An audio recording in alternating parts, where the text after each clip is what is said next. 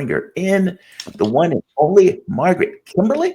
Margaret Kimberley is a senior columnist at Agenda Report and author of Prejudicial Black America and the Presidents. Welcome to the show, Margaret. How you doing this morning? You doing all right? I'm doing good. Thank you.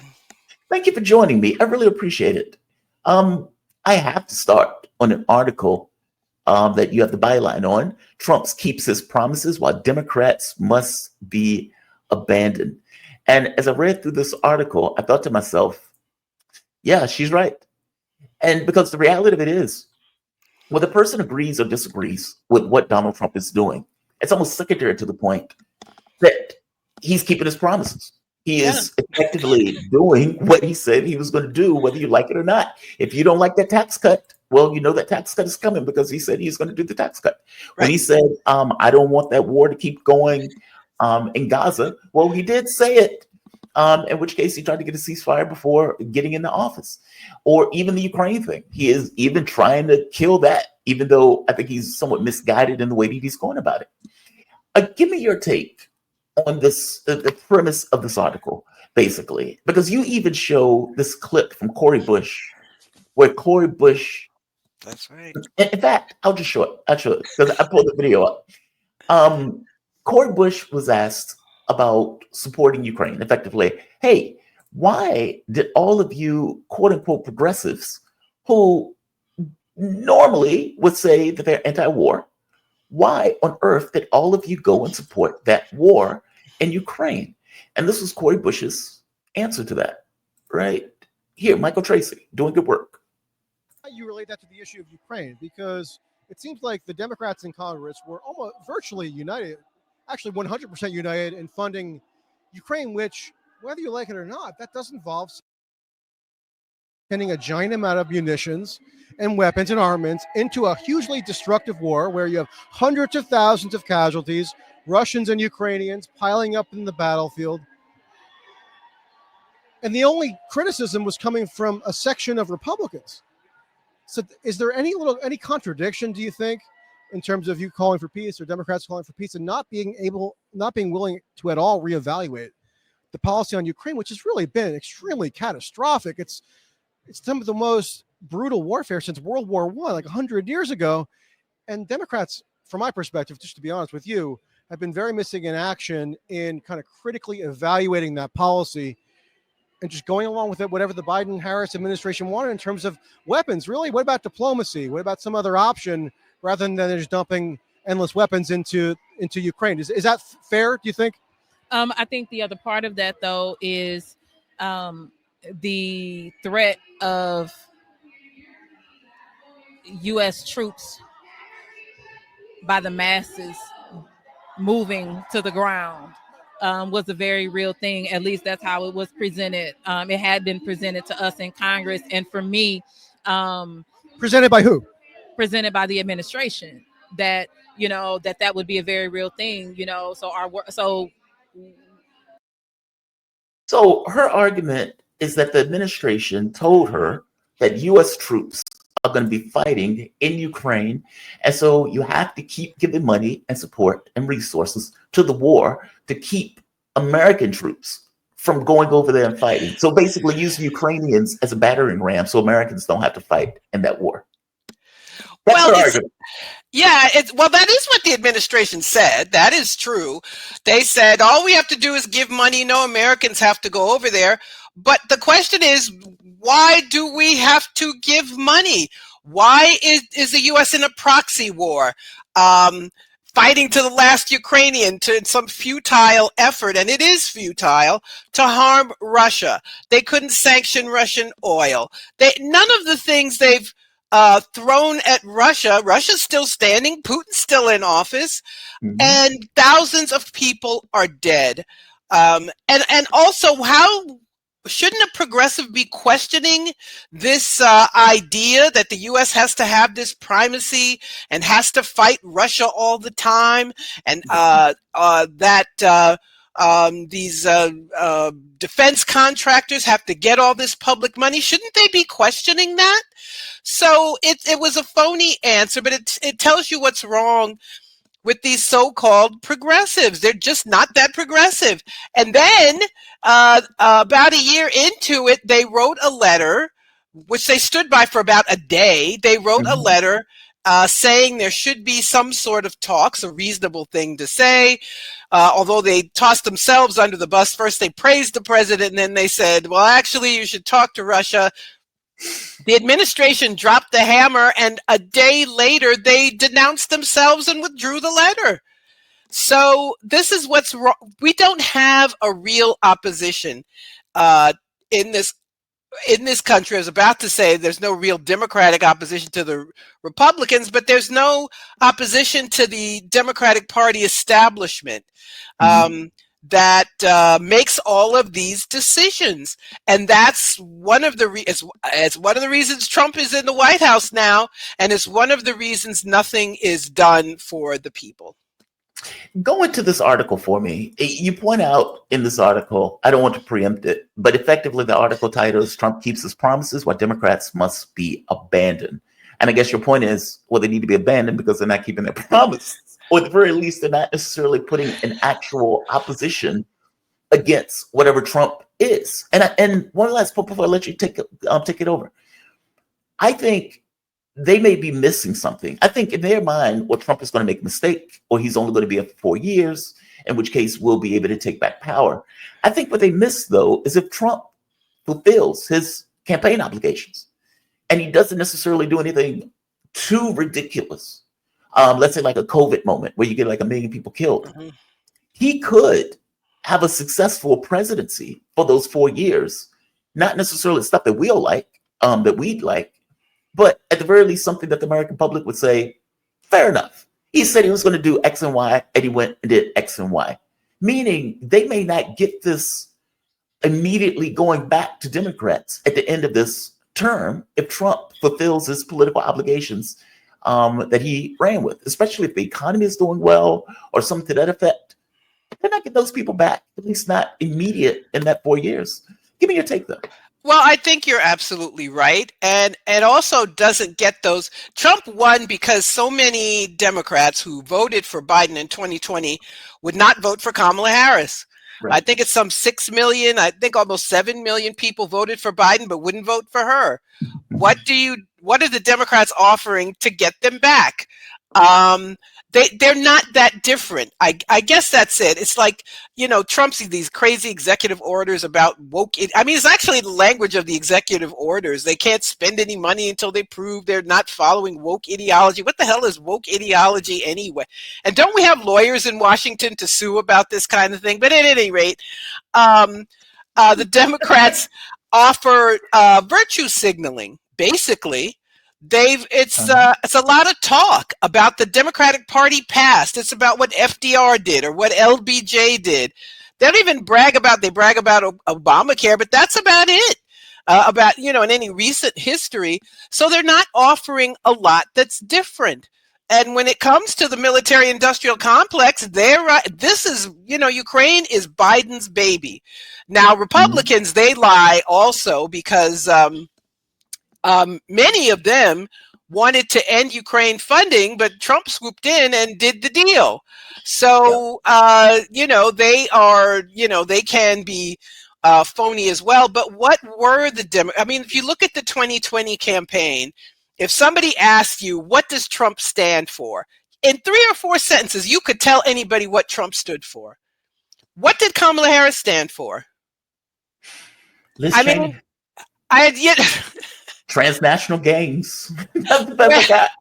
When I remember when Stephen Colbert said, well, how are you different from Joe Biden? And she hesitated. She had that nervous look on her face. And then she said, well, I'm not Donald Trump. And really? Yep. That was it? Trump is doing all this, the executive orders, Project 2025, which they stopped talking about to chase these phantom middle of the road Republicans who don't exist. They're like, as I said, they're like unicorns. But anyway, so they have one party that stands for something, where they stand, and another one that's wishy-washy virtue signaling. So after this debacle of the 2020 election, Trump wins with majorities in Congress. He's doing what he said with these executive orders. They're not even forcefully speaking out against him. So the Democratic Party is the author of this failure, and that is why they must be abandoned. Trump, on the other hand, is doing what he told you he was going to do. So there's one party here that is being consistent, that's telling you what they want, that's trying to get the things they told you they wanted, and the other, wasn't clear what they wanted, and they can't even speak forcefully against Trump. So, I don't know that the Democrats are out forever. I don't think that's ever true. But right now, they're out of it. And can we talk about how they messed this up, lying about Joe Biden's health for 4 years, telling us he just had a stutter? Then they tried to get rid of him after he face plants at the debate. Then they got it. Then Biden, said, to hell with all of you. I'm just going to endorse Kamala Harris because he was angry about being pushed out. Did you notice that Biden and Obama didn't speak? Is it my imagination, or did they not speak at Carter's funeral? Your imagination. I mean, he was, the reporting behind the scenes is that he is pissed, and that Joe Biden is pissed. Like they felt. I mean, even against Nancy Pelosi, they were saying that Pelosi hasn't necessarily talked to Biden since that kind of, the palace coup took place, where they effectively ate Joe Biden alive in order to kick him out. Joe Biden believed that it was unfair. He believed that he could, weirdly enough, still believe that he could have ran the race. Like the reporting is that he believed that he could have won in a way that Kamala Harris couldn't. I think he's out of his mind. I do too. But the Democrats waited until the last minute and then tried this stupid plot. Instead of getting rid of him the year before, when they would have been justified. And, his approval ratings were weak. People didn't have confidence in him. So after the midterms, I just thought they were going to make their move and start promoting somebody else, but they didn't. And I tell people, a lot of people don't want to hear it, but I say you've got to talk about how we ended up here. I'm not a Democrat, I'm a Green, but if you're a Democrat, you should at least be willing to think about what your party did to for the country to end up in this situation with Trump 2.0. You have to get rid of the Democrats. And I think that's so scary for people because they've been propagandized that there's no other reality except the Democrats and the Republicans. So you have to be a Democrat no matter how they do you wrong. No matter how incompetent, they're not incompetent, they're bought off. That's what they are. They're compromised. You have to stick with them. And there's something else I wanted to mention. Joe Biden, in an infamous meeting with Black so-called leaders in December 2020, he was very rude, very dismissive. And one of the things he said was, I'm not going to do a lot of executive orders. You want me to do these executive orders? I'm not going to do it. He could have done it. He could have done executive orders to get things that Democrats wanted, but he said he wouldn't do it. Now Trump is doing what Joe Biden said out loud he would not do. You point out in this article that, and I remember when CNN came out with this, that only 33% of the American public approve of whatever the Democratic Party is. Like, it's not just any individual candidate, it's a brand issue. On top of the individual candidates that are carrying that particular label or that particular brand. I have no idea what they stand for. I think part of the issue is that, like, if you say, like you said, what does Donald Trump stand for? And well, tariffs, lower taxes, he's going to be a strong man and against allies and other countries we don't particularly like, meaning you have a relatively clear idea. Even on this notion, he's more open to deals, especially on this issues of war. I have no idea, or at the very least, I can't answer that for Democrats. And I think that's part of the issue that the American public has. It's like, you don't meet your philosophical obligations in America. If Republican Party is a party for the rich, you at the very least, your place, your lane is ideally the party for the working class, but the working class did not vote for you, so you can't even say that as being the case. Um, Give me your take on this. From your point of view, do you see any change? Because I don't see this kind of come to Jesus moment. I don't see this kind of self-assessment that is taking place. I don't see that at all. No, and you're not going to see it either, because and that's the other thing, they lied. They know what their people want. So when Biden came in, what did they say? He's going to cut child poverty in half. Now, Yep. the fact that they said that meant that's something their people would want to see. But they lied about that. It was assuming the COVID programs continued, and it assumed that there'd be an increase in the minimum wage, which didn't happen with Build Back Better didn't happen. So they told this big, most progressive president since FDR, biggest union president of all time. So they know what people want, and they lied to get their votes. This time around, they didn't bother lying, and I guess that's like they sort of respected people's intelligence a little bit. They said, we can't get away with telling this lie 2 elections in a row. And they're compromised. So why didn't you get a Build Back Better? Because the oligarchs said no.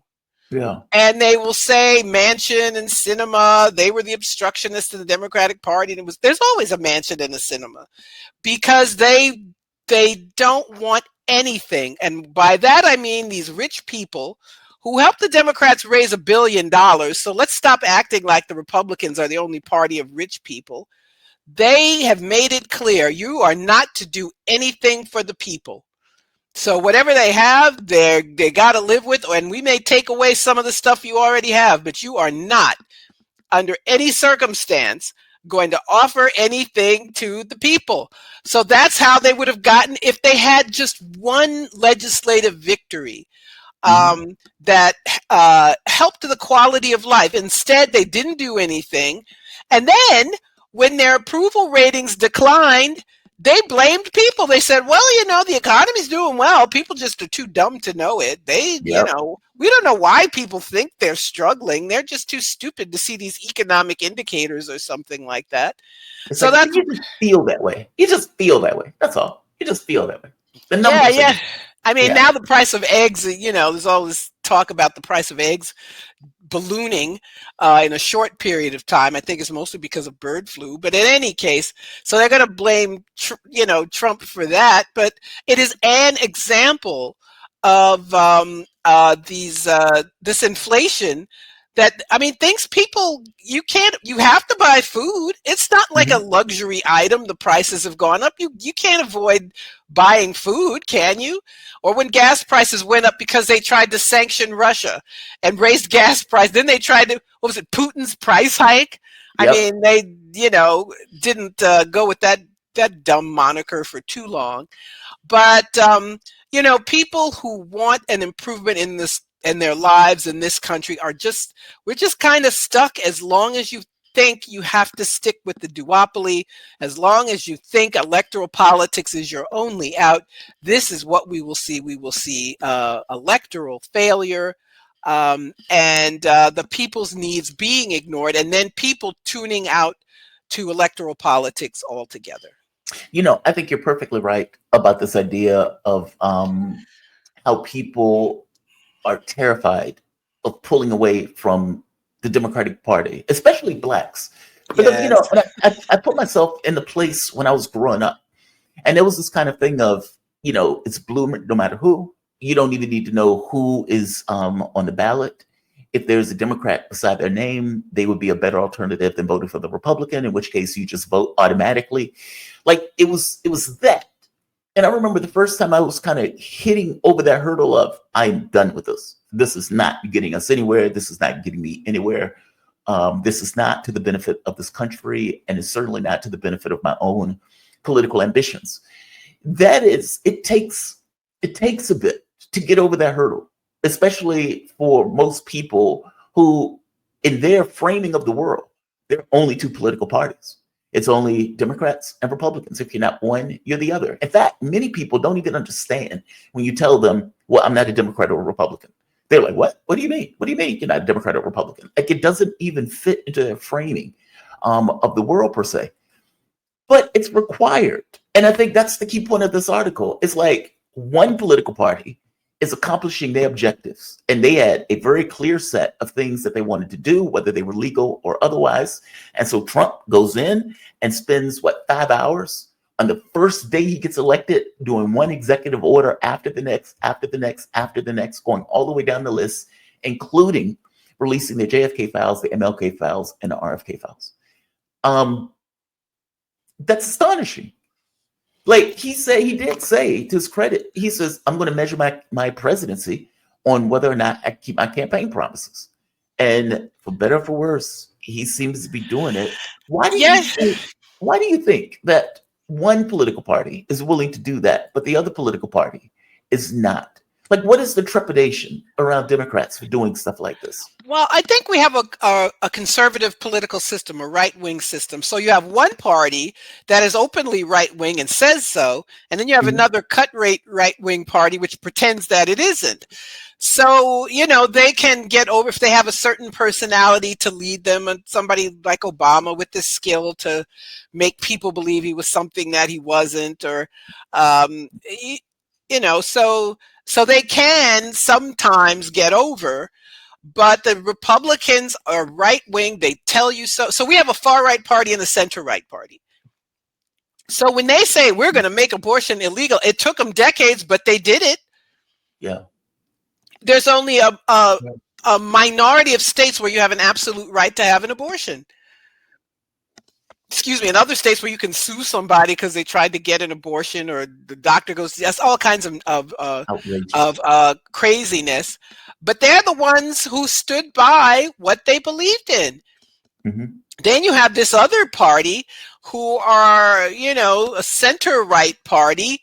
They believe in austerity. They're captives of the oligarchy. They do have a past history of, they were the party of the civil rights movement. They were the party of the labor unions. They, and as I said, in decades past, now it's a long time ago since they did anything like that. So the Democrats also, they're in a trap because their people want them to be more left. Yes. All these things that we're told are, too leftist and too crazy. It's what people want. People want, you can call it Medicare for all or a public option or whatever the hell. People want a different healthcare system. They want a real healthcare system. They don't want to go broke because they get sick. That's why the guy who shot the health insurance company CEO, people don't hate him. Some people praise him even. So people, the basic things of the expectations that people had of having living wage work or being able to buy a home are getting further and further out of reach. And this party, who they expect to help them with some of that, doesn't do it. Yeah. So they're all talk is what they are. They're a slightly more liberal version of the Republicans, and the end result is the party that says what they mean, who are honest about the direction they're going to take, they're the ones who won. And it's not surprising. I'll give you another honest take. Donald Trump is effectively aping Joe Biden's policy on Gaza. Now, what I mean by that is early on when this was taking place, well, not early on, but over the course of, let's say, 6 months, 7 months into the war on the Palestinian population, Joe Biden Biden went to Egypt and they went to Jordan to try to get them to take in the Palestinian population. Effectively, we want to expunge and to get rid of these people from this area. Now, this is a logic issue because Israel would say, well, we don't want a one state because we don't want to take all of these Palestinians, because at that point it's no longer Israel, nor do we want a two state because we don't want to live near a Palestinian population. We don't even consider them human beings. So why would we want to live near them? And so that leaves you with this issue of, okay, either we need to kill or get rid of them. So the Biden administration was like, all right, it will look bad on us politically if you just kill them all, and we stand by you in doing that, which they did anyway. So we're going to try to get Egypt and we're going to try to get Jordan to effectively take the Palestinian population in. That way we can eliminate them from that issue. Israel can expand to get that greater Israel, and they can expand into the West Bank, and they can expand into Gaza, and we can put the issue to bed. they can just steal the territory.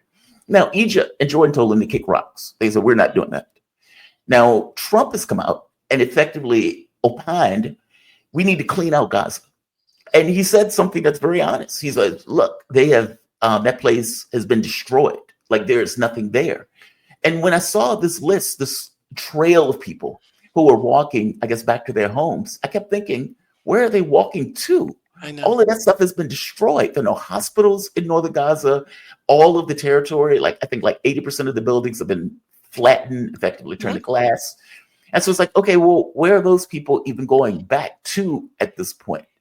And so this is Israel creating facts on the ground, knowing full well that if you destroy everything, there's nothing for people to go back to. So where are the people going to go? In which case you can make this argument, well, these people need to go into other countries. Well, Biden would not say that, even though that was Joe Biden's policy. Difference is Trump is just saying it openly. These people need to be moved elsewhere. This is another issue where it's the same policy. One is just open about it as opposed to the other one. It's fascinating.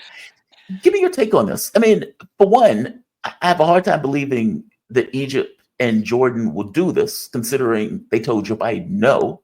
By the same token, Joe Biden was a uniquely weak president. Yes. Do you think there's any bang for the buck in this?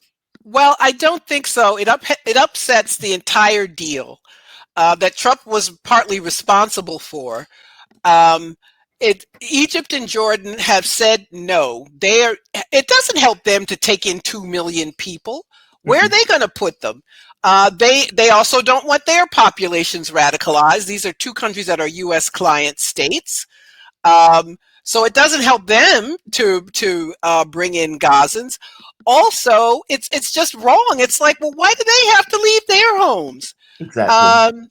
And there was a deal with Qatar and the UAE, the United Arab Emirates, and they were supposed to play a role in rebuilding Gaza. They're saying no.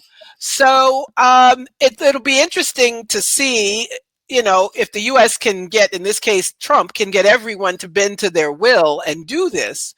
It remains open to question if he'll be able to do what Biden proposed. And once again, we see presidents building on the work of their predecessors. And Joe Biden's name, as far as I'm concerned, is Genocide Joe for the rest of his life.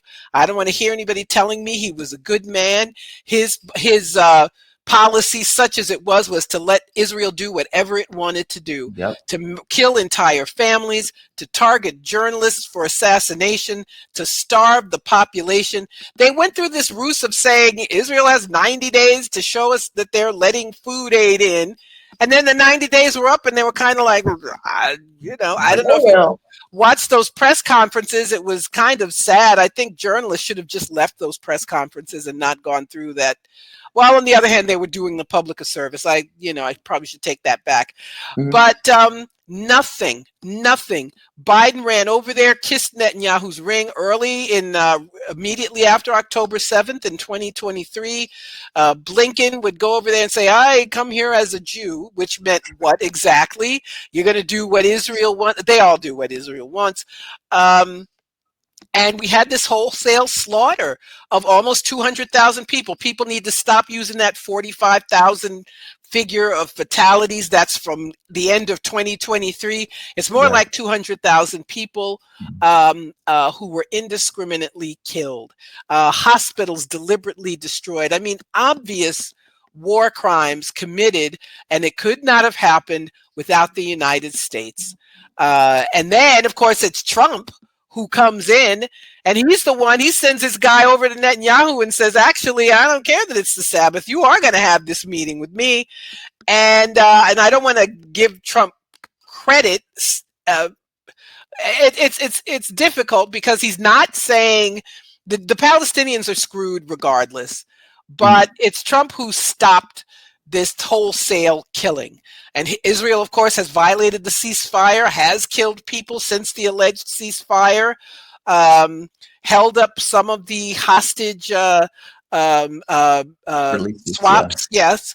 So I don't want to praise Trump, but what Biden did, Biden must live with this shame the rest of his life. When you As he say should. Joe Biden and Kamala and the lies, she was working, what was it, diligently, Tirelessly. tirelessly Yeah, she's on a working tirelessly. ceasefire. And what is the end result? And that's one of the reasons she lost. There were people who said, I'm not voting for this genocide. And it also led to their defeat. And that's Yeah. something that must never be forgotten. By the way, I met people. I remember when I was in DC, and I was in a store in DC, and one of the women came in. It was an older woman, and she says, I am having great qualms. It wasn't that she was even like heavily ideological. She was like, I cannot back a party that is okay with this. Like, she was just being, straight up and honest. This was a random person, African American woman, at one of the stores in DC. So yeah, to your point. Well, By the way, it was black religious leaders who first told Biden he was in trouble on the issue. oh, did they? There was an open letter from black pastors last spring trying to tell the Biden administration, you're in trouble over this. Anyway, I just thought I would he add that. apparently didn't care. I mean, he cared more about ensuring Israel did what it was doing as opposed to winning the race. It's just astonishing stuff. DEI. So DEI has effectively become this kind of dog whistle for unqualified. And it's the same way, oftentimes it's used in a similar way that they were used to use affirmative action. It would be this kind of a white person's way of saying these people are unqualified. In fact, even when it's used at this point, I just kind of click off. But by the same token, though, Trump has come through and has eliminated DEI programs all throughout the federal government. And I think my issue with the DEI programs is I feel like it's a dog and pony show. I feel like it's a virtue signal. As opposed to Joe Biden giving $15 an hour minimum wage, something that he said he was going to do when he got in office. He decides, well, we're going to have DEI programs. So my wallet is not going to be any larger. My expenses are not going to go down. But what? You're going to tell me that I'm disadvantaged in society? You're going to tell Bob that Bob has an advantage in the society? Okay, between that and making more money, I would rather have more money. It's that. Well, sure. It's virtue signaling. And, a lot of these corporations, they instituted DEI in 2020 after the protests after George Floyd was killed by the police, and everybody claimed they were for DEI. I always thought it was BS. I never knew what it meant. Were people getting more jobs? Were people to your point, making more money? Was it all for show? Same thing in the federal government. But the problem is the people who are trying to get rid of DEI are just racists. Yes. They're just racist. So now it's like you can't have a Black History Month. No, that's not DEI, and it's not even defined. Because of that, you don't have a diversity, equity, and inclusion program. You can't. A federal agency can't have a Black History Month celebration. Not that I think that's the be-all and end-all, but it's an erasure of Black people. It's a way to erase Black people. So we're kind of stuck in a quandary with this liberal BS about DEI programs that didn't do much. Now we have these people who are just blatantly racist using DEI means Black people. Yep. So there was an Air Force unit that said they couldn't include information about the Tuskegee Airmen in a training film. Why? It's just, that's part of the history of the Air Force. Why can't you talk? So you can't talk about Black people at all? Talking about Black people at all is DEI? I mean, there are places where this is happening, like in Florida. You cannot teach Black history. Not in schools, not in colleges. You just cannot. So now we have this, it's a bad mixture of liberal lying, liberal virtue signaling, met by open and overt racism. So, and Black people, we are the losers, of course, because I don't know what these DEI programs meant. I don't know what they meant in the federal government. I'm more concerned, one of Trump's executive orders was ending Lyndon Johnson's directive on equal opportunity. What does that mean? Yeah, I don't even Is know what that means. discrimination legal now in the federal government? Can you change those laws? Is there a way to keep track? So I am concerned about what this means, but this is yet another reason to get rid of these people who have, at the end of the day, been so dangerous. They have nothing to offer. I mean, Biden made Juneteenth a federal holiday. So what? Republicans voted for that. It was like a unanimous vote in the Senate. Mitch McConnell said sure because he knew it didn't mean anything. Yeah. But all the material conditions of people are unchanged, and actually now may get worse with Trump. These executive orders, doing away with any DEI. I mean, people weren't even given the opportunity to find other jobs in federal agencies; they were just let go. I suspect some of them will get their jobs back and back pay, but it's going to be a long time. They're all going to suffer in the meantime. Mhm. But so that's my take on DEI, a liberalish reform that helped some people, some individuals, which actually did nothing for the group. However, the effort to get rid of it is an effort to get rid of us, to erase us, to disappear us, and basically to make discrimination legal again. It seems like it's a backlash. Like it's one of those things where it feels like Yeah. it never needed to be instituted in the first place. Because I gotta be honest, I don't quite know what the objective was for these programs. I mean, is it to hire more people who are Black, Hispanic, or lesbian, gay, straight, etc.?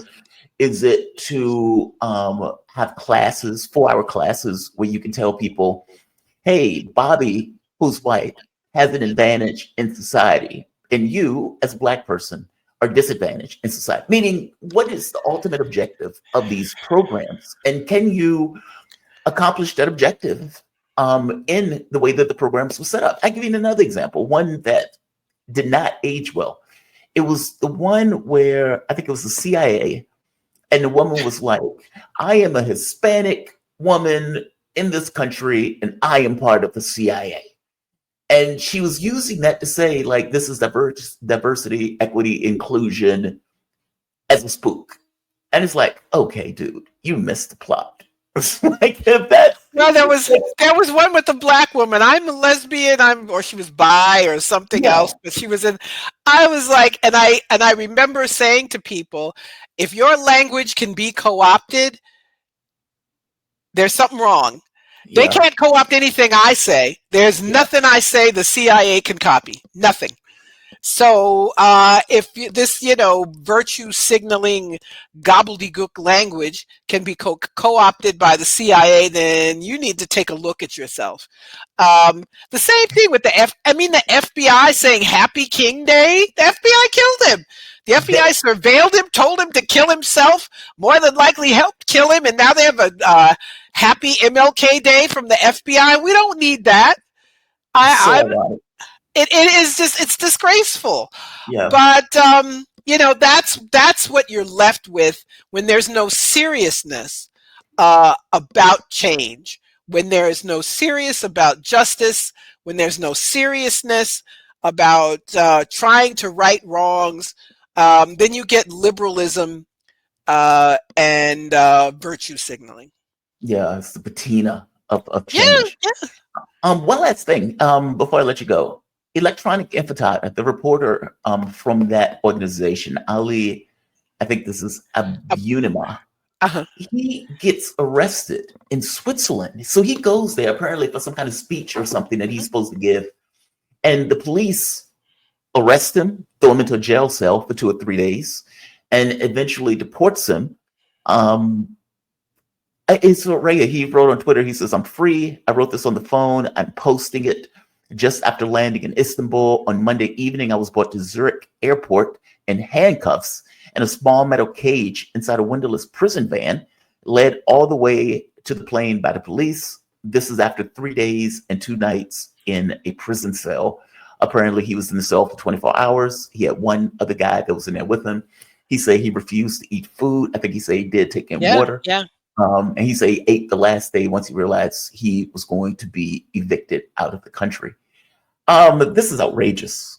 Like, for all of these kind of liberal values, as they like to say, we believe in freedom of the press. Okay, well, they didn't have any issue with Israel murdering journalists left and No. right, and didn't say a word about the fact that they were doing so. And you get situations like this where journalists are being arrested in Europe for their political designations. It's not like he's out there saying kill somebody. It's not like he did anything illegal, unless we're saying that journalism is now illegal. For all intents and purposes, he was out there advocating his point of view. And Zurich, Switzerland, considered that too far, and picked him up and put him into a literal cage. Just outrageous. They walked up on him. He was taking a walk. He said these undercover plainclothes cops just snatch him up and put him in a police van and send him to jail. He was never told what law he had broken. Wasn't allowed to contact his family. He was allowed to see an attorney, but they tried to question him without his attorney being present. He refused to do that. Basically, Zionists are making any anti-Zionist speech illegal. They've done this to Ali Abunimah, who I've had the pleasure of interviewing several times for Black Agenda Radio. In the UK, they've done it to Richard Medhurst, claiming that he's supporting a proscribed organization, but they won't say what he said or did, and they keep extending the period of time that. So basically, he cannot practice journalism. He also was jailed. So now we have these Zionist groups in the U.S. saying, and Trump saying, foreigners who engaged in protest, they have a right to protest in the U.S., should be deported. Yeah. They are trying to identify students. People have lost jobs. People have been told they'll never get a job.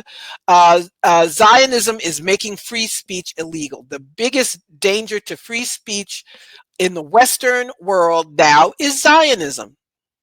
Period. Which is wild, because Republicans always bitch about free speech. Oh, they're trying to hurt my speech. I just want to lie to people in peace, and they're preventing me from lying in peace. Yeah.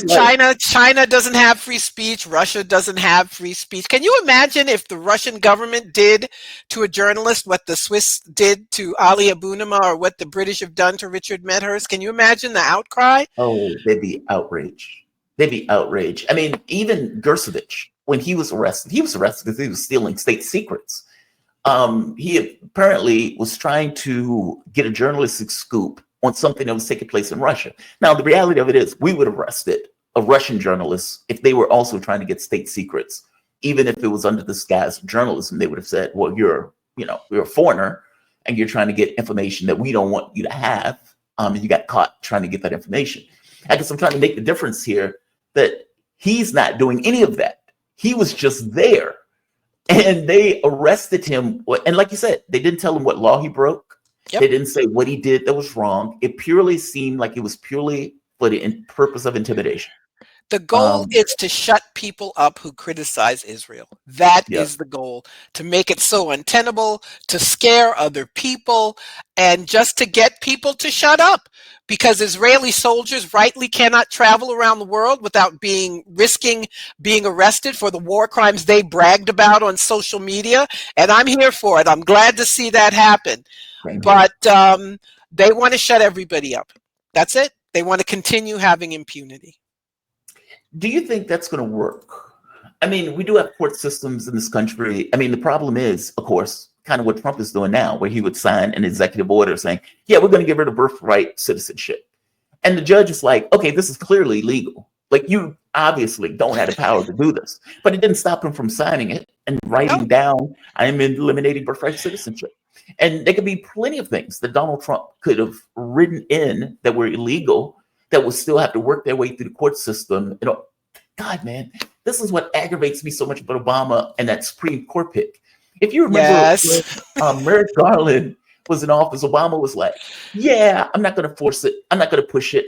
And it's like, what do you mean you're not going to force it and push it? This was your pick. This is your constitutional right to have it. And yet No drama Obama didn't want to push. The recess appointment that he should have made. He Yep. should have done it. He should have just done it. They may have rejected him later, but he should have done it.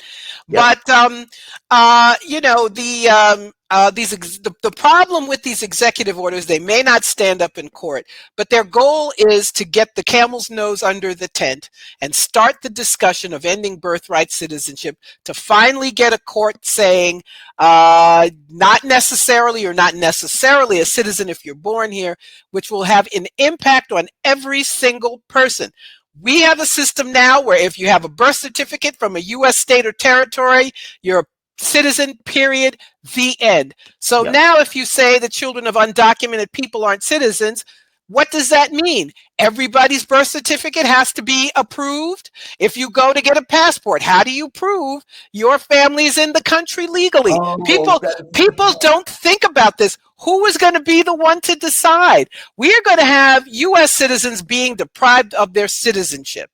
This is an absolute mess. Yesterday, Trump said, well, the 14th Amendment, it was about slavery. It was for the children of slaves, and that's all.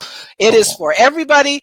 The courts have upheld it, and it benefits Black people. And we can talk about that another time. Ending birthright citizenship would be a disaster for Black people. We're the ones who still need it the most. Wait, explain that. Just even if it's 2 minutes, you got to explain that. Well, as I said, now if you have a birth certificate, you're a citizen. Right. If you say any group of people born here are not citizens, that means, what does that mean? How do you prove your citizenship? Is there going to be a federal agency that regulates and determines who gets a birth certificate? Does everybody get a birth certificate? How you can't just. Who will be the ones that have to prove they're in the country legally? How will that be done? So 20 years from now, you go to get a birth certificate. Just being born here doesn't necessarily make you a citizen. How do you prove citizenship? We don't have any mechanism for proving citizenship other than birth and naturalization. This will create, by necessity, an entirely new process. Nobody has said what it is. Nobody has said how it will be regulated. But I guarantee you, Black people will be deprived of citizenship. Well, there's also this other weird aspect of it where it's like, let's say if I'm from, I don't know, Mexico or Chile, just pick a country. I have a kid here. Mm-hmm. The kid has never been to Chile. Mm-hmm. So what is the kid's nationality at that point? Meaning I get it if it's birthright citizenship. At the point where the kid is born in America, the kid is American. But the moment that you get rid of that, where is that kid You from? could be stateless. I mean, it depends. There's some countries that don't allow dual citizenship. China, for example, does not allow you either. If you're a citizen of China, you can't be a citizen of any other country. Some countries allow, I think most do allow dual or multiple citizenship, but people will be, to your point, people will be made stateless. Jesus. Yes.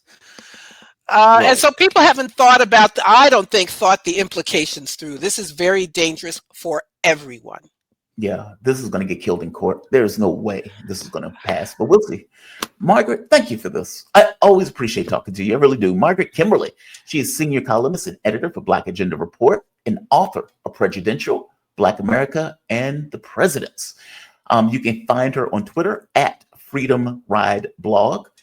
And Margaret, and you can also find her work on blackagendareport.com. Definitely check out their stories. They have really good stuff. In fact, one of the articles that I was covering today came from Black Agenda Report. Thank you for this, Margaret. Thank you. Great to be here. Bye-bye. Absolutely. You have a good one. All right. The one, the only Margaret